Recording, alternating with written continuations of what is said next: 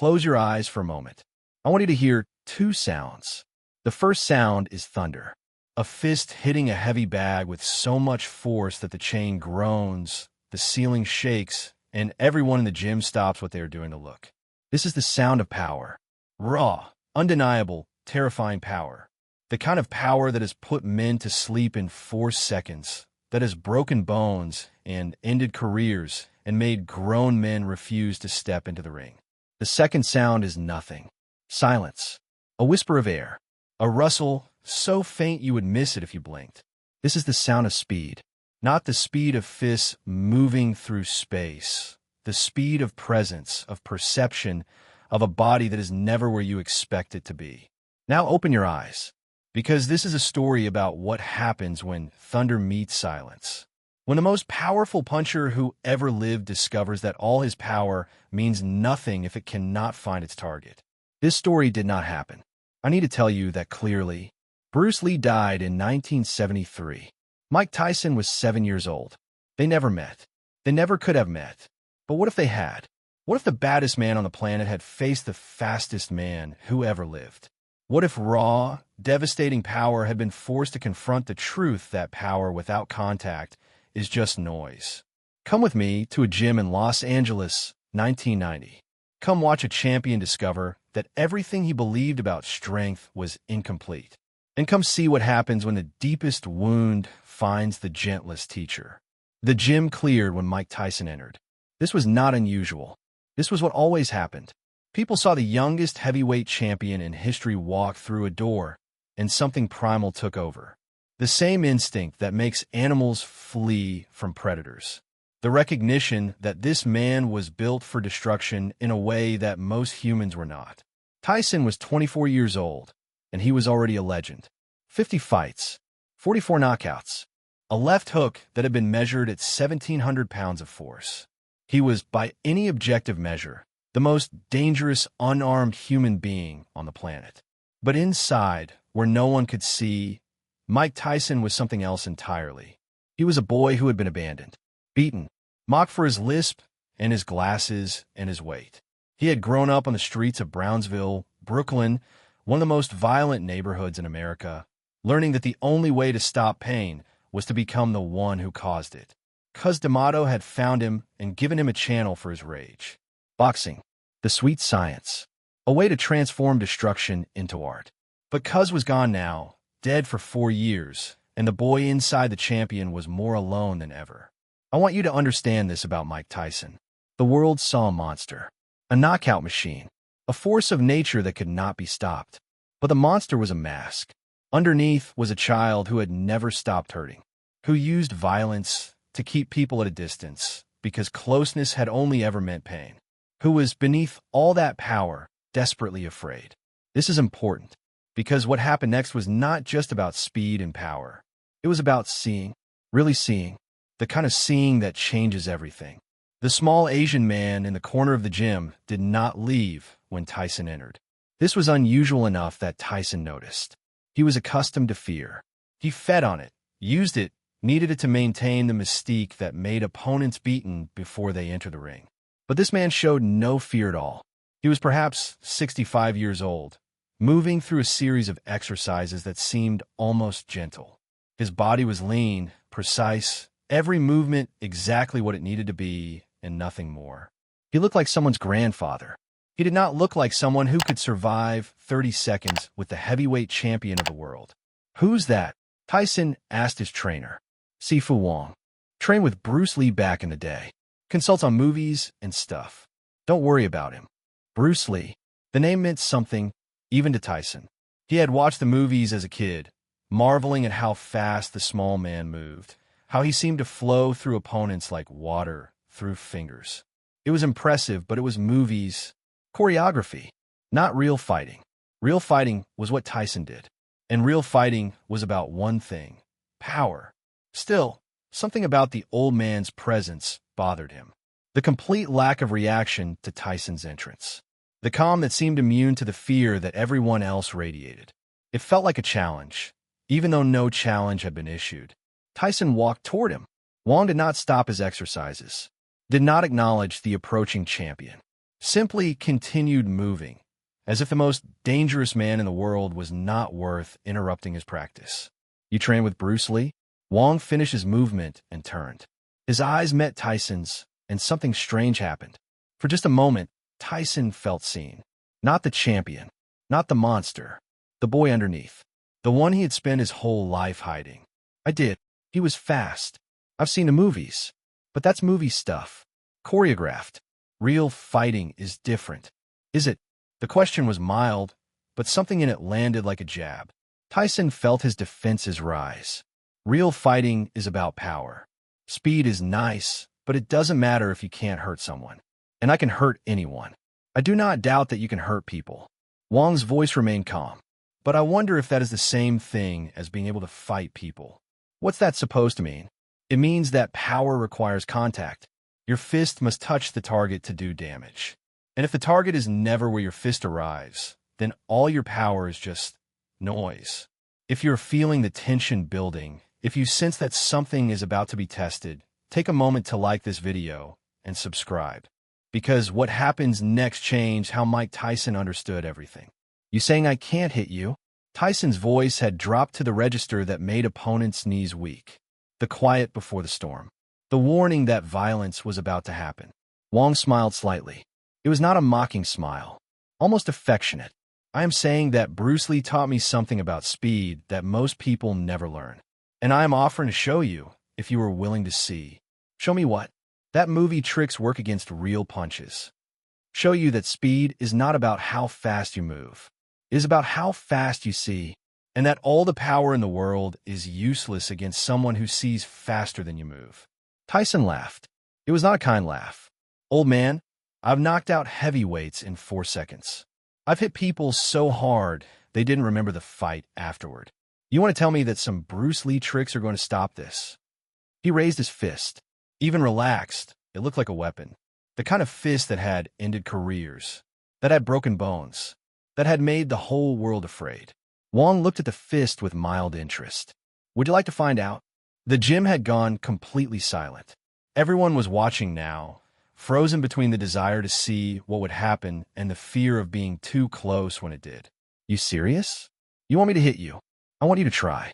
You will have 10 seconds. If you can touch me even once, I will admit that power beats speed.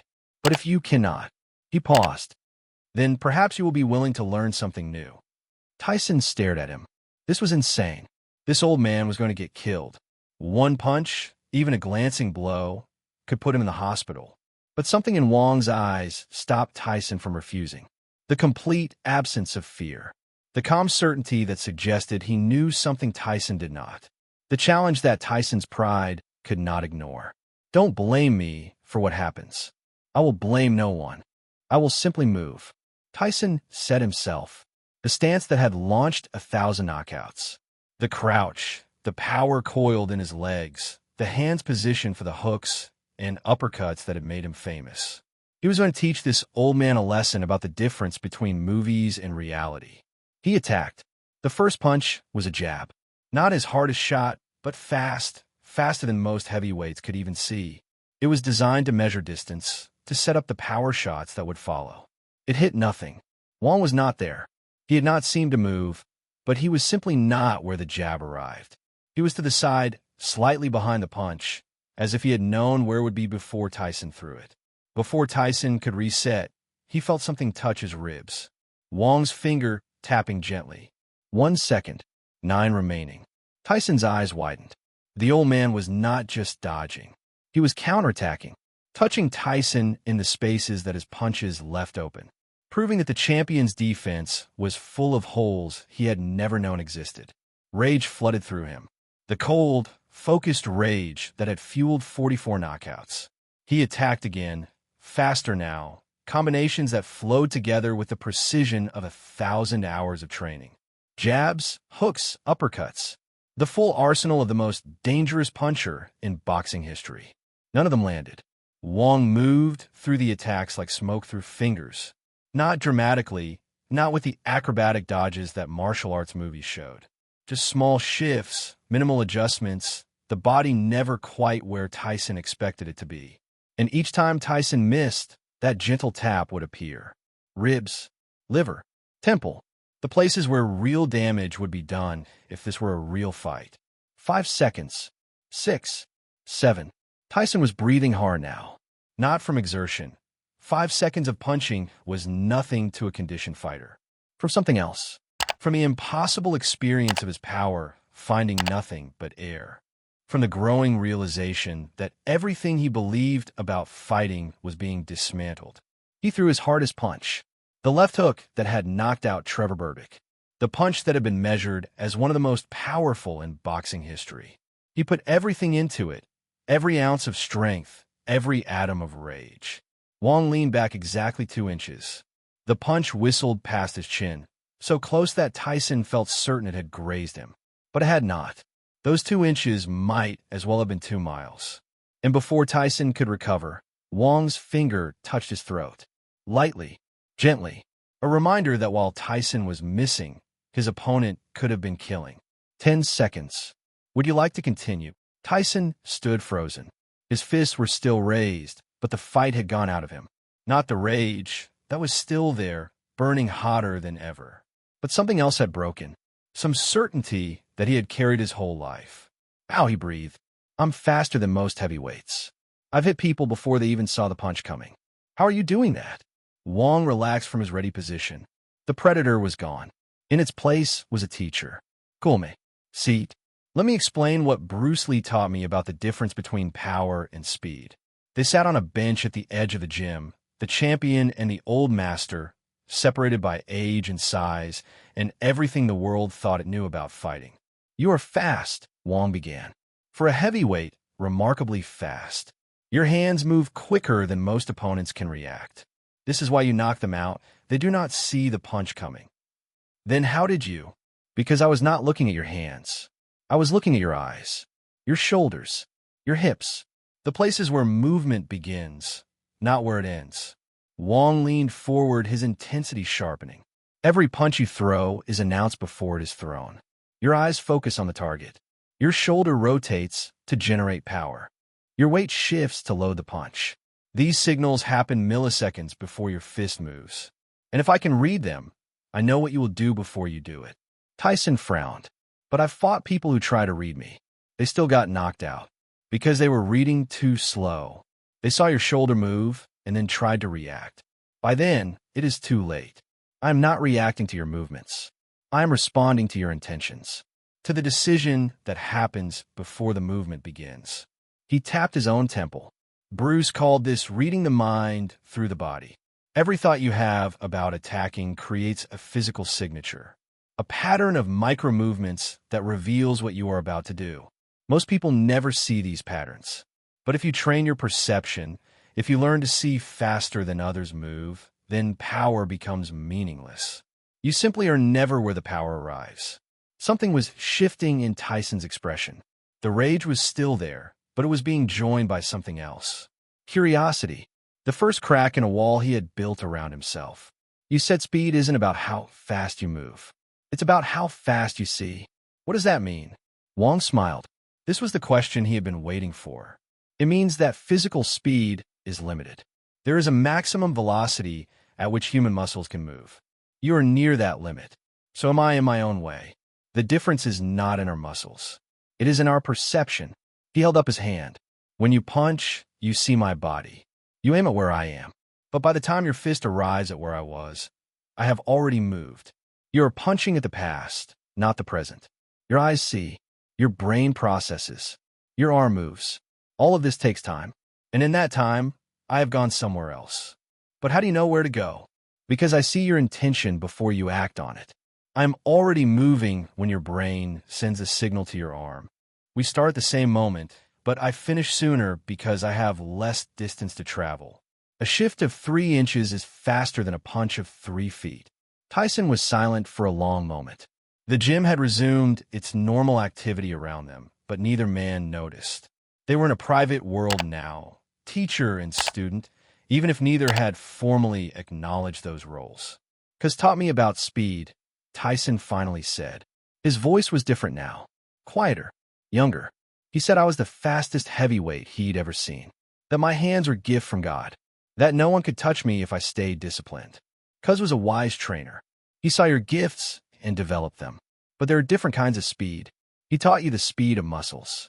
I am offering to teach you the speed of perception. Why? Why would you teach me anything? You don't know me. Wang studied him for a long moment. When he spoke, his voice was gentle. I know you better than you think. I know the boy inside the champion. The one who learned that power was the only way to stop pain. The one who became a monster because monsters do not get hurt. Tyson's expression flickered. Something vulnerable surfaced for just a moment before being pushed back down. You don't know anything about me. I know that your power comes from rage, from wounds that have never healed. I know that you use fear to keep people away because closeness has only meant betrayal. I know that inside, the most powerful puncher in the world is a child who still does not believe he deserves love. The words hit harder than any punch Tyson had ever received. He looked away, his jaw tight, his hands clenched. Bruce was the same. Wang continued softly. Not the same wounds, but the same pattern. He built his power from pain. Used speed to keep people from getting too close. Performed strength because he was not sure he truly had it. Bruce Lee? He seemed like he had it all figured out. No one has it all figured out. We are all just trying to survive our childhoods. The question is whether we let our wounds define us or whether we transform them into something that heals instead of hurts. Tyson was quiet for a long time. When he spoke, his voice was rough with something that might have been emotion. What if the wounds are too deep? What if all I know how to do is hurt people? Wang placed a hand on the champion's shoulder. The touch was gentle, fatherly, the kind of touch that Tyson had rarely experienced and never trusted. Then you learned something else. You learned that true power is not about hurting others. It is about mastering yourself. You learned that speed is not about avoiding contact, but about choosing contact. And you learned that the boy inside you deserves protection too, not just the opponents who fear you. If this moment is reaching something in you, if you recognize something of your own wounds and Tyson's, please take a moment to like this video and subscribe. Because what happens next is the beginning of a different kind of strength. Will you teach me? Tyson asked. The question came out before he could stop it, before his pride could intervene, before the champion could remind him that he did not need anyone's help. I will teach you what Bruce taught me. Not fighting. You know how to fight. Seeing. Perceiving. Understanding that the fastest thing in the world is not a fist, but a mind that has learned to be still. They trained together for 3 hours that day. Not fighting. Tyson would not land a single punch on Wang. Instead, they worked on perception, on reading intention, on becoming still enough to see what others missed. Your mind is always moving, Wang explained. Always planning the next punch, anticipating the next attack, preparing for the next threat. This is useful in the ring, but it also blinds you. You see what you expect to see, not what is actually there. How do I stop it? You do not stop it. You expand it. You become aware of the movement of your mind without being controlled by it. You learn to see from stillness, even while your body is in motion. It was the hardest training Tyson had ever done. Harder than any sparring session, any conditioning workout, any preparation for any fight. Because the opponent was not external. The opponent was himself. But something shifted as the hours passed. Small moments of clarity when his mind went quiet and his perception expanded. Moments when he could feel Wang's intention before the old man moved. Moments when the chaos inside him settled into something that might, with practice, become stillness. You have more potential than you know, Wang said as the day ended. Your power is real. Your speed is real. But you have been using them to hide from yourself.